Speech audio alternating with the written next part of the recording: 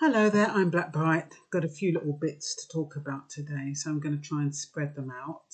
The first one is the local lockdown, which most of you have heard about. Oh, and if it's the first time you're passing, I'm Blackbright. I broadcast out the UK, around the world, talking about primarily any kind of injustice that's going on in the UK, and if it extends to other areas or other countries, I might touch on it as well. But most of it, I just give my opinion on social issues. So today, the social issue is the London lockdowns, and I couldn't help wondering or worrying when Sadiq Khan said Boris Johnson has not been in touch with him about the London lockdowns. What he's saying is that, he heard from it from the local newspaper. How does that build trust? I mean, I understand we live in a technological era. Yes, we're all using social media and other media forms in order to communicate. But I think if you're making major decisions and plans concerning the City of London, shouldn't you talk to the mayor about it? But apparently not. Apparently they're going ahead with this. Once it's come out that they're planning it, you know it's going to happen. And like I've said in previous videos, it's almost like the UK has made a hash of the country and they just want to put it to bed. So what better way to make people feel, give them that false sense of security, make everybody feel as though everything's back to normal, go back to work and then pull the rug under their feet again. Because that is what it looks like is going to happen. Talk about local lockdowns, that's just to wean people into the idea. Everybody has an I'm all right, Jack attitude. As long as it doesn't affect me, I'm fine. I'm all right, Jack. And that's what's been happening. We heard about lockdowns in the north of England, Manchester, Leicester. It's just like, oh, it's all the way over there. I ain't going to worry about that. It's a weaning process. It's going to trickle down right into your little town. And then what? It's going to hit us before we even know it. And that's the weird thing about it. People are just sitting around and watching this chaos, this impending chaos. Because what is it about? Does the government just want to get rid of the UK because they've made such a hash about it? Is it because they've made a hash of the decision to leave the EU and under the coronavirus they can kind of shove it under the carpet? Is it because the economy cannot be repaired? That, under the coronavirus, they can do so much. They can shut us down. They can decide to bring in the military. They can decide to do whatever. And it will cause frustrations. And then when people can't manage frustrations, they're going to have to use efficient measures to manage those frustrations. What is going on? So we've got the what do you call it? I think I didn't see Knightsbridge among the boroughs that are being under lockdown, because I was wondering when I saw the 32 boroughs listed. I don't know how many of those boroughs are going to be under lockdown, but I was wondering if they're going to prioritise it based on whether or not that borough is deprived. How do they deduce whether or not a borough is deprived as opposed to an affluent borough? Because when you think of what you would define as a deprived area, it would mean a place without no transport, a place that's got, poor reports to do with skills.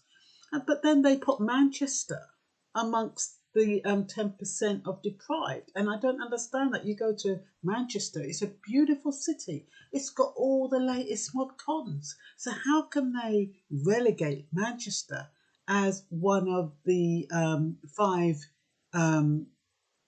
counties or whatever they want to call them that are deprived? So then I was wondering, I wonder if it's got nothing to do with the, what do you call it, whether or not there's transportation. I wonder if it's got to do with the population. Because, you know, a lot of, when they, remember that the towns and the boroughs are geographic, it's a hierarchy, it's a geographical hierarchy. So we have geographical areas which are placed in a hierarchy, and that is depending on how many people live in that particular area. For example, if an area only has 310 residents, that's going to be considered a posh area. If it's got maybe about 1,500 residents and 650 household, that would be called kind of like a median area. But once it gets up to 7,500 residents and 4,000 household, that is relegated, or it could be relegated to a deprived area. So is it, when you kind of link population with immigration, is it the immigration or the immigrant aspect of it that relegates that county or that town to be a deprived area? And so, you know, we're in a situation where they're locking down these towns. I don't know how it's being determined. They reckon it's the rate of coronaviruses in the area.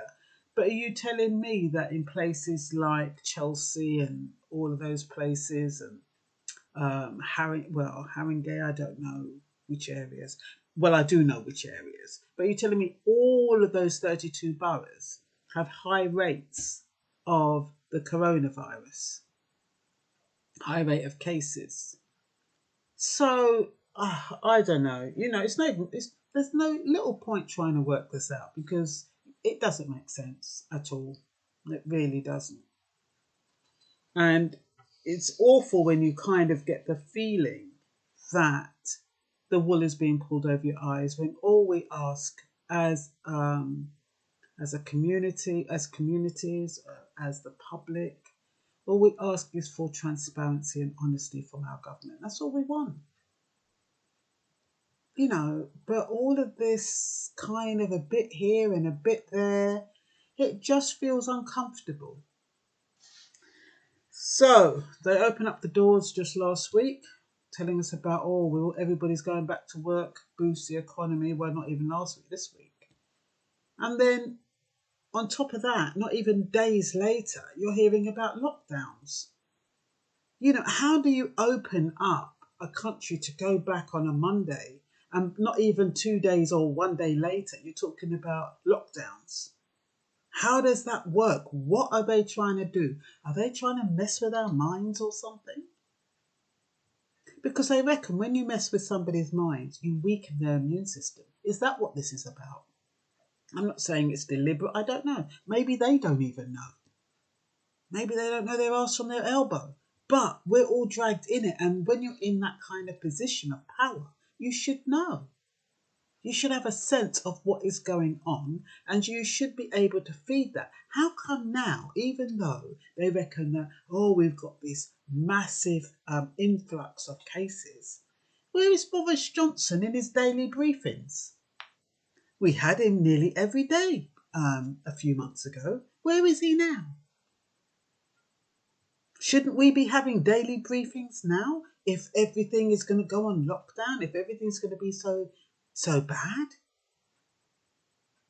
It just doesn't add up, and it's a shame that it doesn't add up.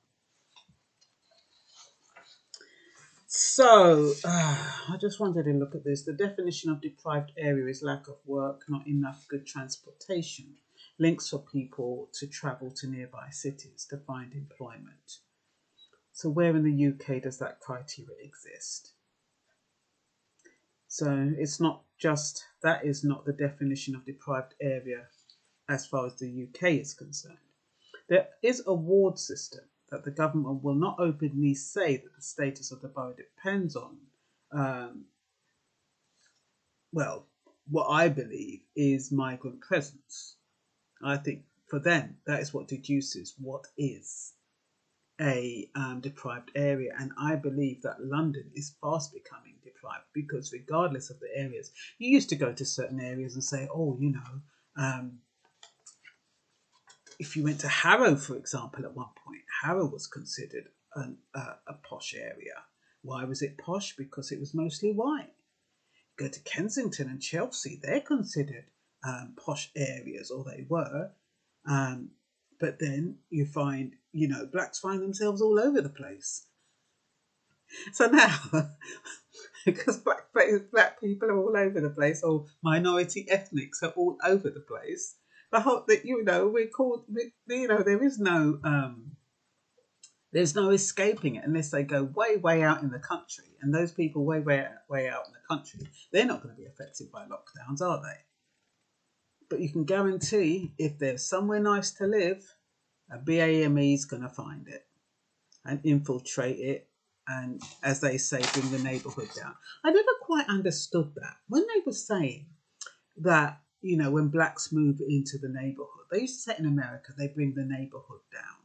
What they're actually saying is that by having black presence, the area is going to become deprived, because as far as black people are concerned, we don't know that there's a geographical hierarchy, that where white people are is considered a decent neighborhood, but if black people start getting in there or Asians start getting in there, it's lowering down the neighborhood, not because you're going to bring it down through not keeping your house nice or anything like that, but just by virtue of actually living there in that area, you're bringing down the neighborhood, you're bringing down the price of the houses.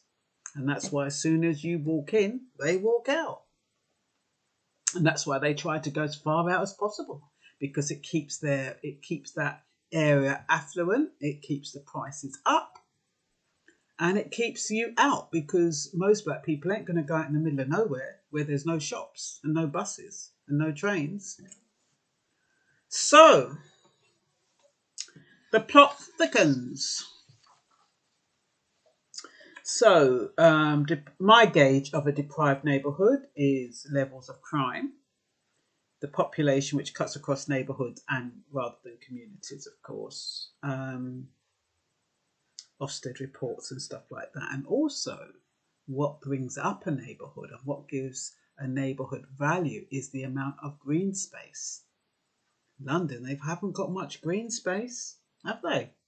It's all bloody concrete. That's what you call the concrete jungle.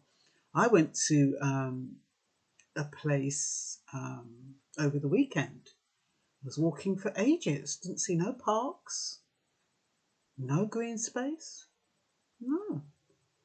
So when they're thinking, and I remember when Boris was talking about the coronavirus not affecting those who occupied large areas of land. And the inference is that, if you've got a house on a big plot of land, you're immune to the coronavirus.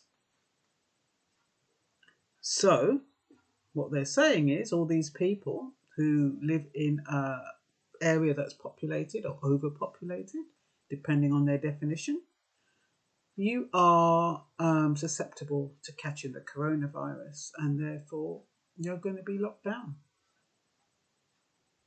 There's no real justification for it, to be honest.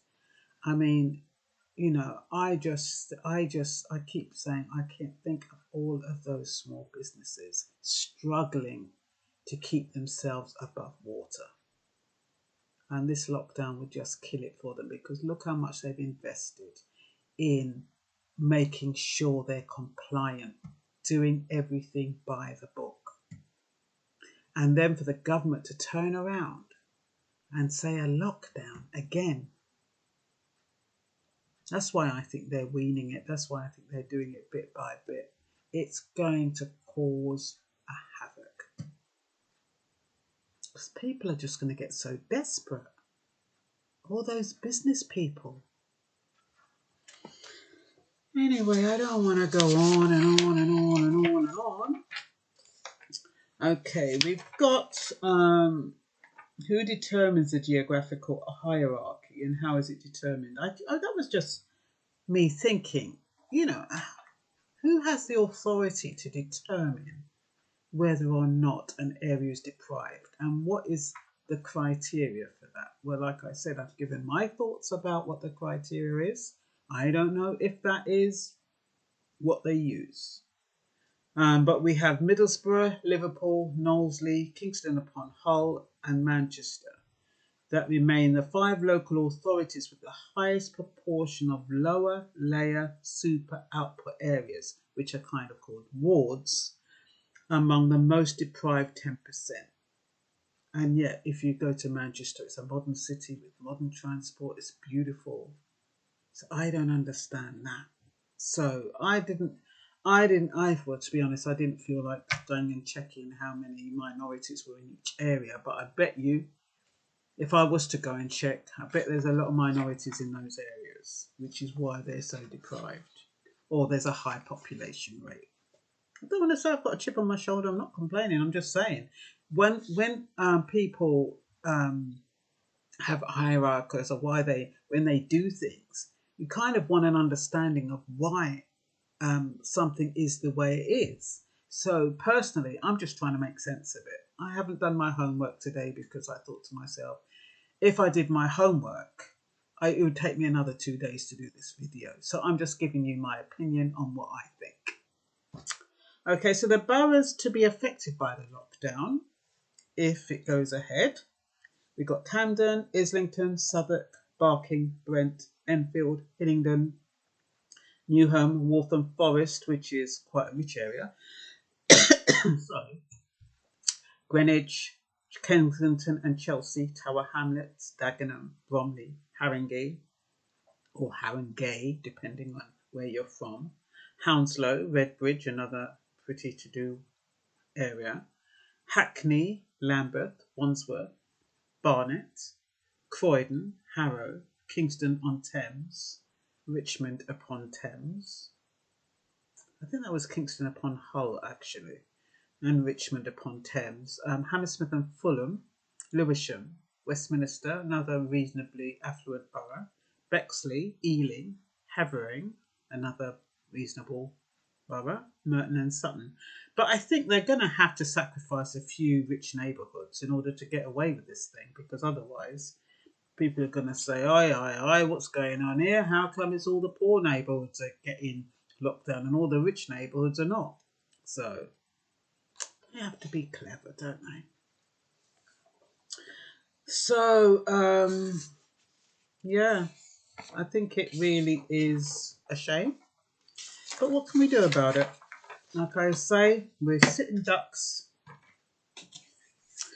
waiting for the floods to come and wash us down the shore. And that's all for now. Bye-bye.